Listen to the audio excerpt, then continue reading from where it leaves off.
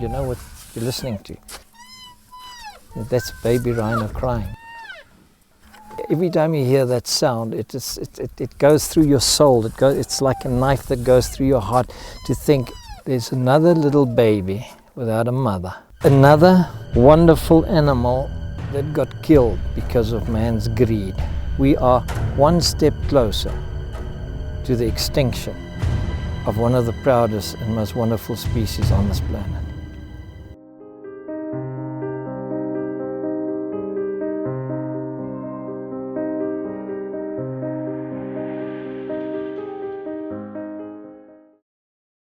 Hello girls and boys. We'll put Tef on top of the pellets, otherwise they only eat the friggin' pellets. How did I get into animals?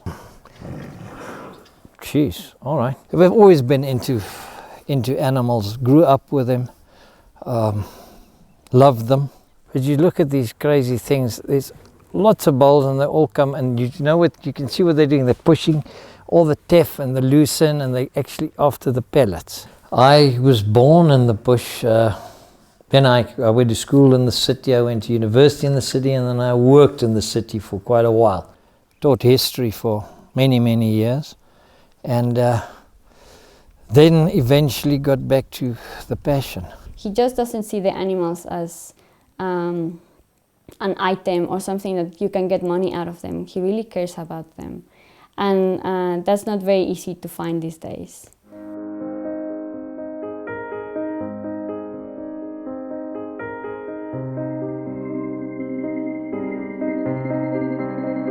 This place started about just a little over 2.5 years ago.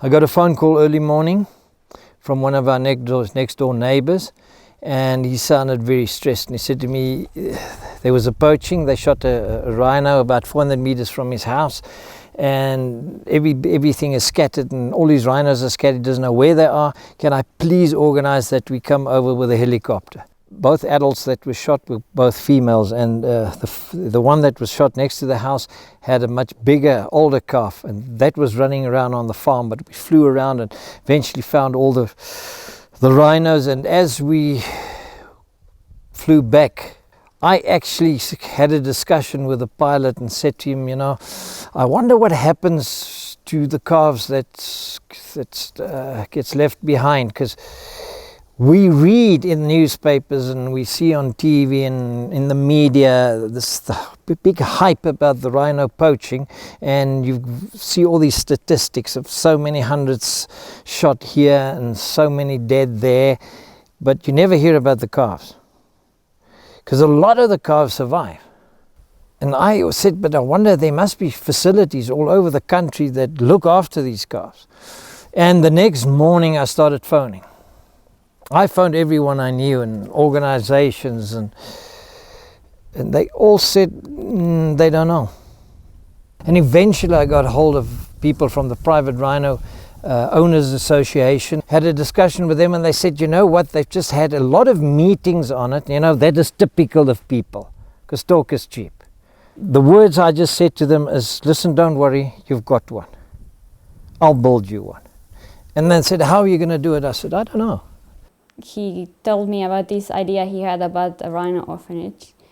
And I've always been interested in conservation, no matter what species, so I'll say I will help him. So there I was, me with my big mouth. I actually, in front of the world press, said, I'll build the world's first rhino orphanage. There wasn't really any orphanage at that stage. So yeah, we just he came up with the idea and we developed it from there. Money was the biggest challenge, and you unfortunately need money in a place like this. I started flying in the so-called experts, and then nobody knew what a rhino orphanage looks like, because there was no one. Well, first of all, you go through all the literature and all the people that might know something, that had some experience with rhinos. You get advice from a lot of people. So we started planning and throwing the ideas around, and got some of the rehab specialists in, and they gave us ideas, and eventually we drew up a plan and we built it. But the It was a tough ride. It wasn't easy. Even though you get all this advice and all this literature and you talk to so many people, you still find out along the way that things will work better if you do them differently. And sometimes it's a learning process, so you have to fix and adapt things just to make it work better.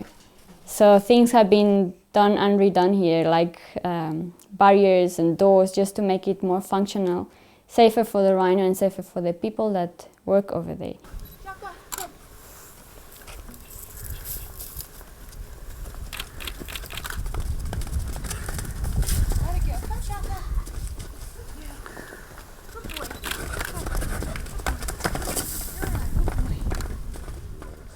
If you look at the logo of the Rhino Orphanage, at the bottom it says Ntlo Yaleratu, which in Sotho means the house of love. And unconditional love heals all wounds. They come in, a lot of them are traumatized, a lot of them are severely injured. And you have to kind of build that bond to get them to trust you after, you know, something that looks like you has just hacked their mom to pieces. The baby and the mom are very bonded, they're together, they're never very far away. And that's the difficult part when a rhino comes alone, is that he's not used to being alone. So you have to provide that comfort either with a person or with another rhino. So these 5 of them all come from poaching incidents. Every time they hear a drill, a shot or panga, a tree being cut, they get very stressed. You see that one there? The one closest to us over there. That's the one that was hacked. She was hacked 21 times. You can actually still see the marks.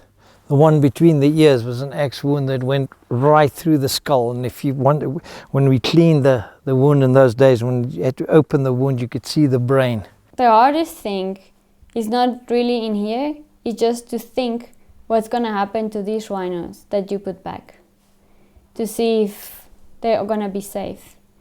If whatever all you worked for and have these rhinos looked after and see them grow, and if the poaching carries on like that, if they're still going to be safe, or one day you're going to have a call saying that rhino was poached. Remember, it's organized crime.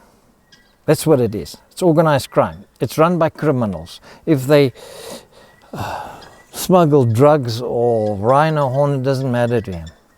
It doesn't matter to them. So the man on the ground, the poacher himself, obviously they do horrific things and we don't like them and we rather not have them anywhere. They get caught, but the people that actually runs the syndicates don't get caught. They get away with it, and they are the people that make the money. They make millions out of us. They make millions. Rhino horn, that little horn there, that horn is more valuable, it's more expensive than any other commodity on this planet. It's more expensive than heroin. It's more expensive than anything you can think of. So there are unfortunately individuals in this country that would rather have the calf die out there in the sticks than bringing it to a certain center because they don't like the people that work there. And it's a clash of personalities. It's unbelievable what's going on in this country. It's unbelievable what's going on in this country. It's a clash of this one doesn't like that one, so that calf can't go there, that one can't go here, and I don't know how many calves we've lost because of that. I don't know. Last year more than 1,000 animals were killed. Where's all the calves? That's the one question we must ask. Where's all the calves? Because they're not in rehab centers. And they definitely, all of them are definitely not here. So maybe that's a question the world needs to ask. Where are all those calves? One person, one organization, not even one country can save these animals. We need the help of every single person on this planet. Then we can save these animals. And we just need to work together. and forget about our little sideshows and our little political agendas and things like that, and just do it. Just do it. Nike's got the greatest saying, just do it. You know, that man gives the impression of being completely just unstoppable when it comes to all this sort of stuff. He just wants to keep going regardless of whatever's going on. He will just keep going, drive the point, hope for the best, and yeah, pretty much keeps the team just like, yep, you know what, yep, let's get another one in, you know, let's go and out there, get all these babies that we know are out there, bring them to a safe place, and he's just, yep, whatever you need, we're going to do it.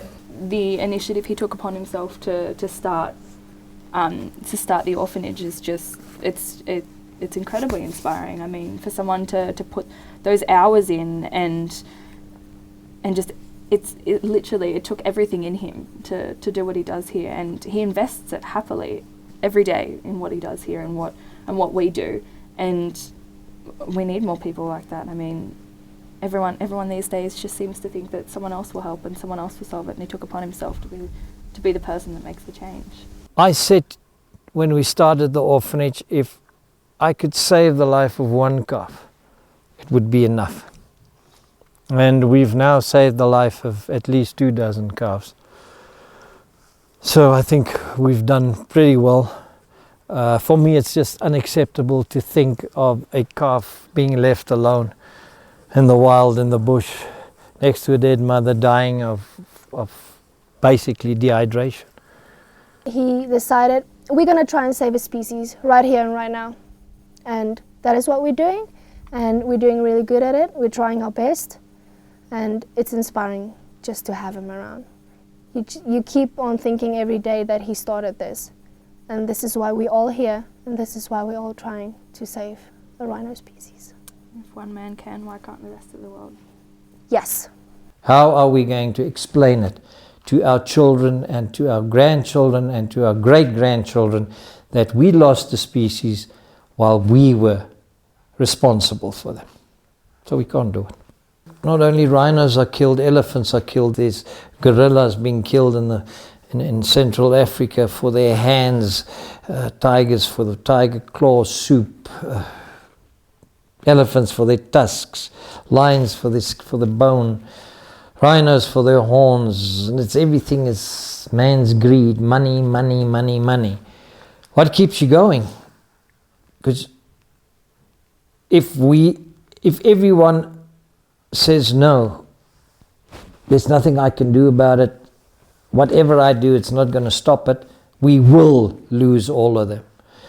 So we just need to say, not on my watch.